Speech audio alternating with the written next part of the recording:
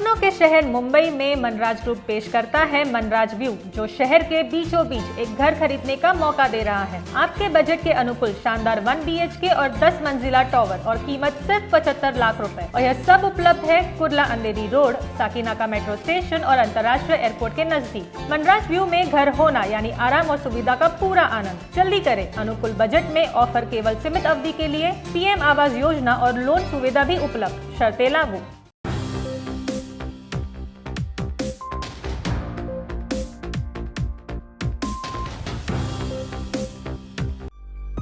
Corona काल में गरीब और मजदूरों की मदद कर दुनिया भर में चर्चित हुए अभिनेता सोनू सूद विवादों में घिरते नजर आ रहे हैं। आयकर विभाग ने उनके मुंबई, लखनऊ, कानपुर, जयपुर, दिल्ली और गुरुग्राम सहित 28 ठिकानों पर 3 दिन की रेड के बाद 20 करोड़ की टैक्स चोरी का दावा किया है। इस छापेमारी के बाद एक्टर या उनकी PR टीम की तरफ से कोई बयान सामने नहीं आया है। IT का दावा है, जांच में सामने आया है कि सोनू सूद ने विदेशी डोनर्स से 2.1 करोड़ का नॉन प्रॉफिट फंडिंग जुटाई, जो इस तरह के लेन देन को नियंत्रित करने वाले कानून का उल्लंघन है। इनकम टैक्स डिपार्टमेंट ने उनके चैरिटी ट्रस्ट पर विदेशी चंदा अधिनियम एक्ट के नियमों के उल्लंघन का भी आरोप लगाया है।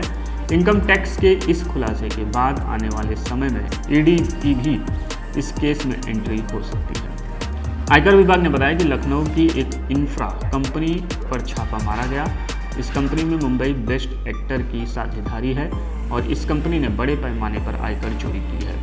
कंपनी के दिल्ली, जयपुर, लखनऊ और गुरुग्राम स्थित ठिकानों पर छापेमारी की गई और छापेमारी के दौरान 1 करोड़ 8 लाख की नकदी बरामद हुई है। 11 लॉकर्स का भी पता चला है।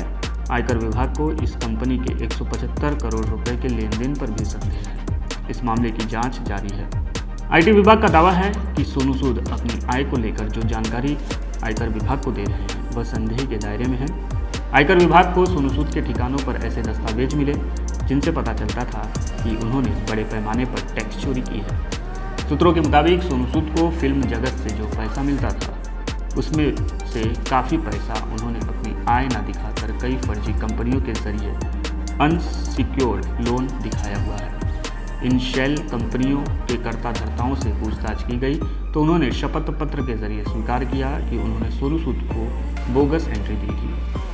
IT के दावे के मुताबिक अब तक 20 करोड़ रुपए से ज़्यादा की आयकर चोरी का पता चला है। जांच में यह भी सामने आया कि सोनू सूद ने चैरिटी ट्रस्ट 2 जुलाई 2020 को बनाया था और इस ट्रस्ट में 18 करोड़ 94 लाख रुपए आए। इसमें से 1 करोड़ 90 लाख रुपए धार्मिक कामों में खर्च किए गए, जबकि 17 करोड़ रुपए अभी भी इस ट्रस्ट के खाते में है। आयकर विभाग के मुताबिक इस खाते के दस्तावेजों की जांच के दौरान पाया गया कि सोनू सूद के चैरिटी ट्रस्ट को विदेशों से भी 2 करोड़ 1 लाख का चंदा मिला था। IT के मुताबिक छापे के दौरान जो दस्तावेज तथा अन्य इलेक्ट्रॉनिक उपकरण बरामद हुए हैं उनकी जांच जारी है। अगर इनमें कुछ और सबूत मिलते हैं तो अभिनेता का मुश्किलों में घिरना तय है। बता रहे हैं कि सोनू सूद को हाल ही में स्कूली बच्चों के लिए दिल्ली सरकार के अभियान के लिए ब्रांड एम्बेसडर के रूप में चुना गया है। सोशल मीडिया पर सवाल उठाया जा रहा है कि क्या यह रेड आपके साथ करीबी का ही परिणाम है। बता दें कि सोनू सूद हमेशा से राजनीति में आने की बात को मना करते रहे हैं।